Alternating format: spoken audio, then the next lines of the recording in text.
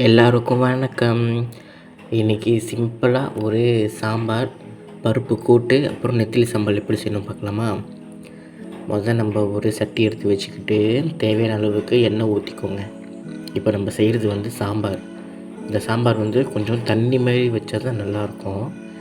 இப்போ நம்ம பார்ப்போம் எப்படி செய்யணுன்னு. இப்போ கொஞ்சமாக கடுகு தாளிப்பு போட்டுக்கோங்க. இப்போ வெங்காயம் ஒரு பாதி வெங்காயம் போதும்.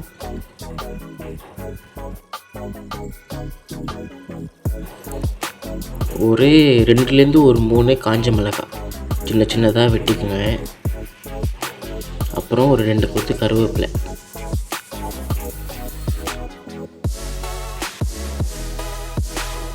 அப்புறம் ஒரு தக்காளி பழம். இப்படியே கொஞ்சம் நல்லா கிண்டி விட்டுருங்க.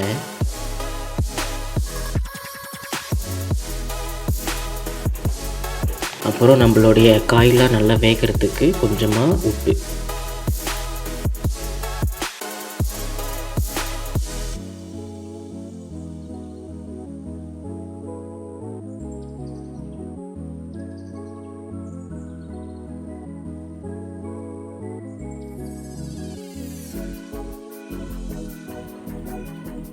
இப்போ நம்மளுடைய தக்காளி பழம் வெங்காயம்லாம் நல்லா வதங்கி வந்துருச்சு.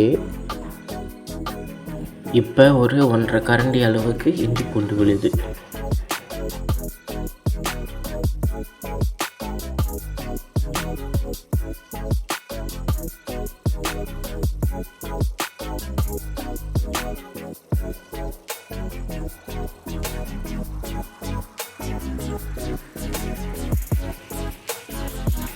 இப்போ இந்த ஸ்டேஜில் நம்ம வேக வச்சுக்கணும் பருப்பு. அந்த பருப்பு நம்ம இப்போ சேர்த்துக்கலாம். இந்த பருப்பு நாங்கள் பெரிய பருப்புன்னு சொல்லுவோம்.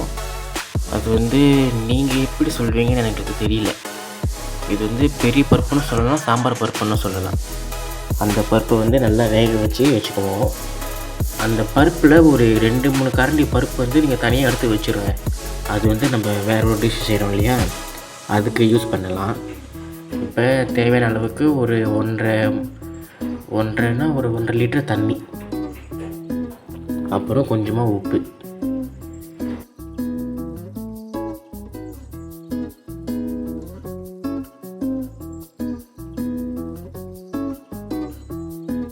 இப்போ இந்த கறி இப்படி கொதிக்கிட்டோம். நம்ம பருப்பு கூட்டு எப்படி செய்யணும் பார்க்கலாமா? அதுக்கு இன்னொரு சட்டி வச்சுக்கிட்டு தேவையான அளவுக்கு எண்ணெய் ஊற்றிடுங்க. இப்போ கொஞ்சமாக கடுகு தாளிப்பு,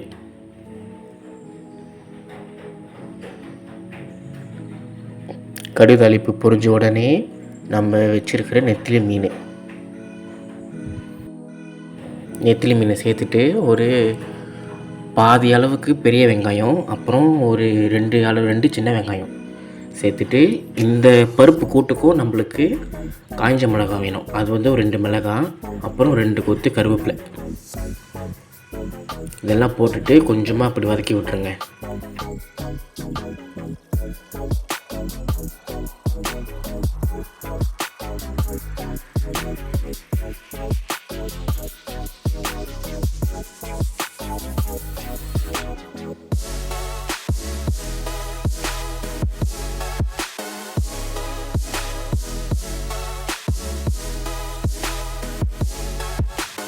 இப்போ நீங்கள் பாருங்கள் எப்படி கொஞ்சம் பொன்னிறமாக வதங்கி வந்துருச்சுல. இந்த ஸ்டேஜில் ஜஸ்ட் ஒரு 1 டீஸ்பூன் அளவுக்கு இஞ்சி பூண்டு பேஸ்ட்டு போட்டுட்டு திரும்பி நல்லா கிண்டி விட்டுக்கலாம். அப்புறம் நான் முதலே சொன்னேன் இல்லையா, அந்த பருப்பு ஒரு 2 கரண்டி அளவுக்கு எடுத்து வச்சுக்கோங்கன்னு. அந்த பருப்பு நம்ம இப்போ சேர்த்துக்கணும். ரொம்ப தண்ணியாக எடுக்காதீங்க, கொஞ்சம் திக் பேஸ்ட்டாகவே எடுத்து வச்சுக்கோங்க. அப்போ தான் இந்த கூட்டுக்கு நல்லாயிருக்கும். இந்த பருப்பு கூட்டு எத்தனை பேர் செஞ்சு சாப்பிட்ருக்கீங்கன்னு எனக்கு தெரியல. ஆனால் யூஷுவலாக நாங்கள் இது செஞ்சு சாப்பிடுவோம். இந்த சாம்பாருக்கு நல்ல ஒரு காம்பினேஷனாக இருக்கும் இந்த பருப்பு கூட்டு.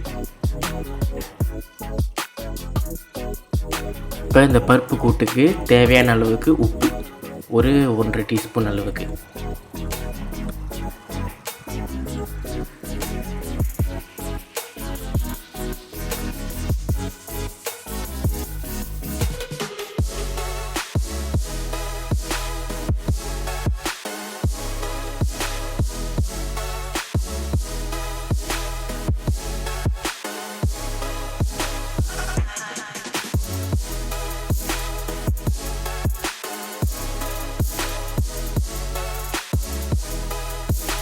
இப்போ நீங்கள் பார்த்தாலே உங்களுக்கு தெரியும், நம்மளுடைய பருப்பு கூட்டு வந்து கொஞ்சம் கொஞ்சமாக ஒரு திக்கான ஒரு கன்சிஸ்டன்சிக்கு வருது. அப்படியே கிண்டிக்கிட்டு இருக்கணும். இதை பாருங்கள், இப்படி தான் ஒரு கேசரி பதத்துக்கு வரணும்.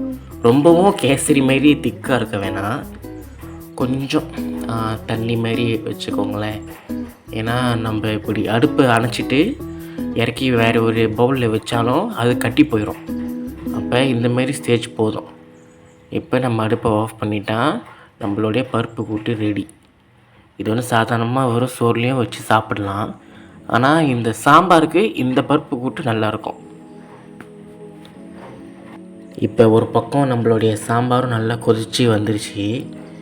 இப்போ வந்து அடுப்பை ஆஃப் பண்ணிட்டோன்னா நம்மளுடைய பருப்பு சாம்பார் ரெடி ஆகிரும். பாருங்கள், நல்லா கொதித்து வந்துருச்சு. இது போதும். இப்போ நம்மளுடைய நெத்திலி மீன் சம்பால் எப்படி செய்யணும்னு பார்க்கலாமா? அதுக்கு வந்து ஒரு சட்டியில் வந்து எண்ணெய் ஊற்றிக்குங்க. இப்போ நம்ம பிளெண்ட் பண்ணி வச்சுக்கணும் நல்லா நெத்திலி மீன். ரொம்பவும் ஃபைன் பேஸ்ட்டாக பண்ணிடாதீங்க, அப்புறம் நல்லா இருக்காது. இந்த மாதிரி ஒன்றும் பாதியமாக பிளைண்ட் பண்ணி வச்ச நெத்திலி மீனை போட்டுருங்க. போட்டுட்டு இப்படி கொஞ்சம் பொன்னிறமாக வதக்கி எடுத்துக்கணும்.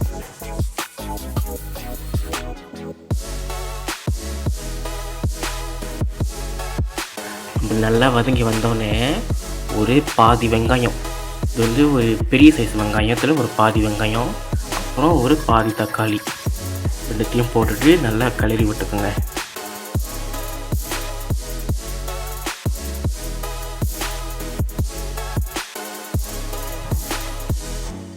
இப்போ கொஞ்சமாக உப்பு சேர்த்துக்கலாம். ஏன்னா அந்த வெங்காயமும் தக்காளியும் நல்லா வதங்கி வந்தால் நல்லாயிருக்கும் இல்லையா? அப்போ அதுக்கு உப்பு போட்டால் நல்லா வதங்கி வரும். அதுக்கு தான் நம்ம கொஞ்சமாக உப்பு போடுறோம். இந்த நெத்திலி மீன் சம்பால் வந்து மலேசியாவில் ரொம்பவும் ஃபேமஸான ஒரு டிஷ்ஷு. நீங்கள் எங்கே போனாலும் உங்களுக்கு இந்த சம்பால் வந்து ஈஸியாக கிடைக்கும்.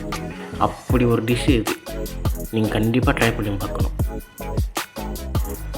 இப்போ நம்மளுடைய அந்த வெங்காயம் தக்காளி நெத்திலி மீன் நல்லா வதங்கி வந்துருச்சு. பாருங்கள், பொன்னிறமாக வந்துருச்சு.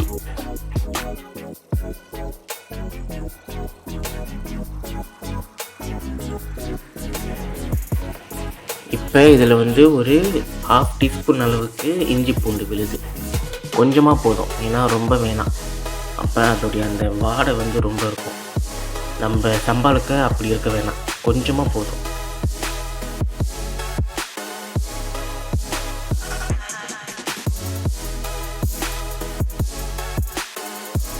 நம்மளுடைய இஞ்சி பூண்டு விழுது போட்டதுக்கப்புறம் தேவையான அளவுக்கு இது வந்து மிளகா பேஸ்ட்டு. இது வந்து காய்ஞ்ச மிளகா வந்து ஒரு 10 மிளகா வந்து நல்லா பிளெண்ட் பண்ணிக்கோங்க தண்ணி ஊற்றி. அப்படி பிளெண்ட் பண்ண அந்த சில்லி பேஸ்ட் வந்து இப்போ நம்ம ஊற்றிக்கணும்.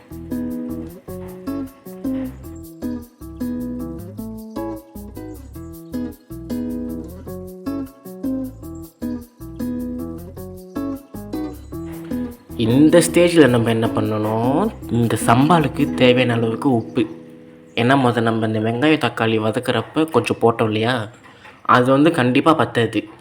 அப்போ இந்த மாதிரி நம்ம இந்த பேஸ்ட்லாம் போட்டோம் இல்லையா, சில்லி பேஸ்ட்லாம், அதுக்கப்புறம் தான் நம்ம உப்பு போடணும்.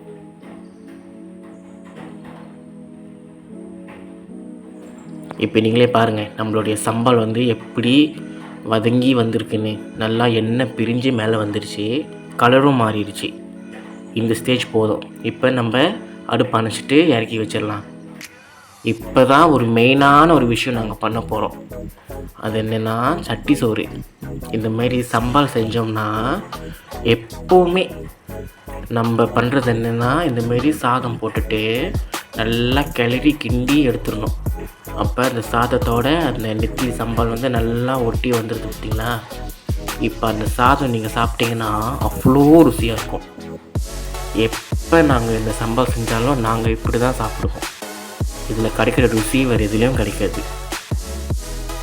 அப்புறம் இன்றைக்கி ஒரே வீடியோவில் மொத்தமாக 3 டிஷ் செஞ்சு காமிச்சிருக்கோம்.